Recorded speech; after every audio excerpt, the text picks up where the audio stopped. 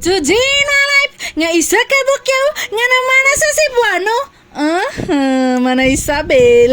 Hello, good morning mga kamamshi books. Lunis na naman ni nga adlaw. I hate Monday na talaga mga kamamshi books. Huwag, paradalag lang. Mana Isabel.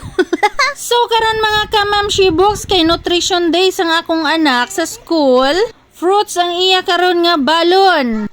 Gipang slice ko na kay para dali lang niya nga kaunon pag abot karon sa eskwelahan mag-snack sila. Syempre nutrition karong adlaw karon ra pod siya magbalon prutas.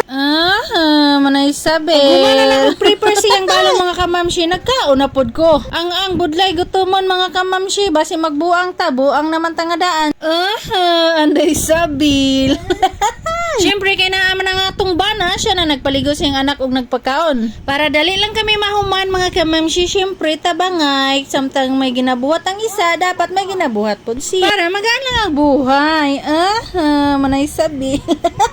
Siyempre kay usara man ang among anak, maroon na nagsyag prinsesa, piling lang na. Siyempre kinakusi po na kuna kung makasala. Og kanang akong anak, perti na sa kapida, perti ka ano sa pagkaon, pislian. Pero mukhaon na siya kanon bisag walay sudan. O galing dugay-dugay gid siya matapos kaon niya ya nagaugtas gid kuya taga-aga na sa iya ilonggo dumatake.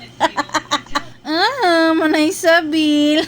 Bisan malapit kami sa eskwelahan pero gakalit pa kami kay dugay ginan siya mahuman pagkaon niya ya. Amo nang high blood gid kuya taga-aga na sa iya. Ugtas na gani pagpapugtaw sa iya, ugtas pagid pagpakaon ay ambot na lang kinabuhi sa inahan, charot.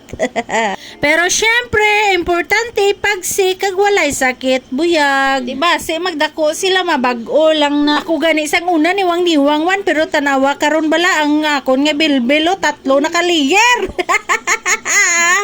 Sino bala magdahom nga daw palito ko sang una, subong daw dabyanan na. Ay, manay sabil.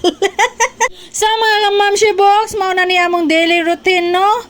Thank you for watching mga kamamshi box. Bahala kung di man ka mo mag-watch, bala. Wala ka mo ginapilit, basta mag-voice over ko niya. Kag mag-utoy-utoy, kadlaw sa akon ko galingon. Nga no nabuhat ko ni mga voice over.